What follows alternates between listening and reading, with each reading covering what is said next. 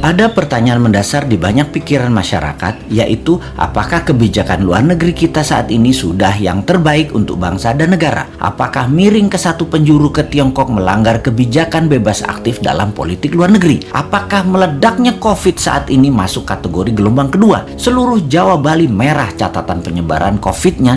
Ada apa ini?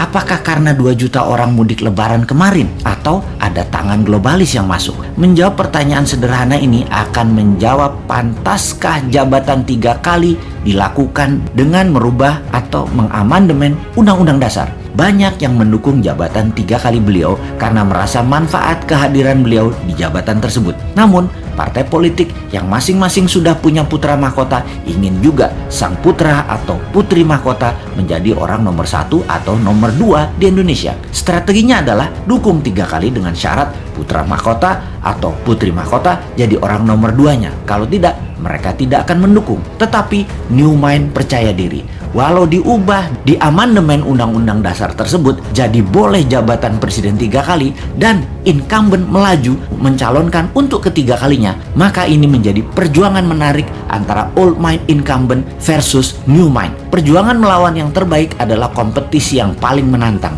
Rasanya kalau ini terjadi, boleh 3 kali pasangan Pak Jokowi Prabowo atau Jokowi Puan adalah posisi incumbent. Dan New Mind dengan PD-nya akan mengatakan, saya lawan, saya maju, saya berminat untuk mengalahkan Old Mind. New Mind posisinya pasti tidak akan ke obor Tiongkok, tidak ke B3W-nya G7. Semua diakomodir, tapi kecil aja, secukupnya. Namun yang mayoritas adalah kekuatan bangsa sendiri. Kekuatan bangsa sendiri artinya sejarah berhutang panjang oleh pakar ekonomi kelas dunia katanya akan berakhir. Produk dalam negeri, domestic direct investment, dan kebijakan produk pengganti impor, anti fossil oil, dan mendukung energi terbarukan, serta baterai akan mendominasi ke depannya. Kita urai sedikit apa yang akan terjadi 4 tahun ke depan di dunia. Dalam pertemuan G7 Juni 11 sampai Juni 13 tahun ini 2021 yang dihadiri 7 kepala negara, di mana yang hadir semua tidak ada yang menggunakan masker, hadir dengan pesawat pribadi masing-masing, akhirnya mendapatkan kesepakatan. Kesepakatannya menarik dan media Indonesia untuk hal ini tidak digembar-gemborkan karena memang anti atau beda dengan kebijakan pemerintah saat ini yang miring jelas ke satu sisi, di mana di banyak negara ASEAN tidak terlalu miring ke satu sisi, tetapi tetap main 2 sisi, tetap main 2 kaki. Blok Barat dan Blok Tiongkok diakomodir.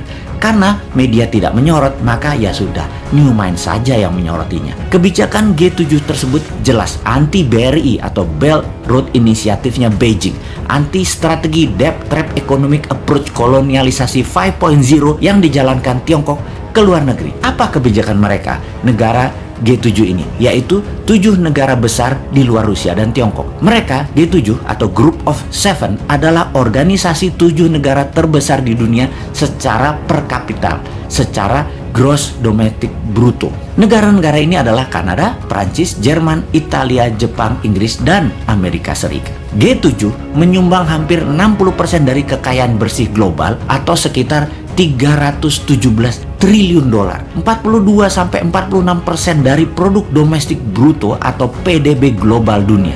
Sebagian besar anggota adalah kekuatan besar dalam urusan global dan memelihara hubungan ekonomi, militer, dan diplomatik secara erat dan saling ikat. Pertemuan di kota kecil Cornwall, Inggris ini melahirkan B3W yang artinya Build Back Better World, yaitu dengan menganggarkan dana sebesar 43 triliun dolar atau 10 kali dari anggaran obor Tiongkok yang nilainya 4,7 triliun dolar yang hanya untuk membiayai produk negara mereka sendiri yang produk akhirnya dipasangkan di negara koloninya. Yang menarik adalah B3W akan membangun negara kedua dan membangun negara ketiga dunia yang pro demokrasi murni. Ini syarat yang berat. Berat sekali bagi negara yang mau membangun negaranya bergabung dengan B3W ini. Mudah-mudahan Indonesia termasuk kategori negara demokrasi murni ya.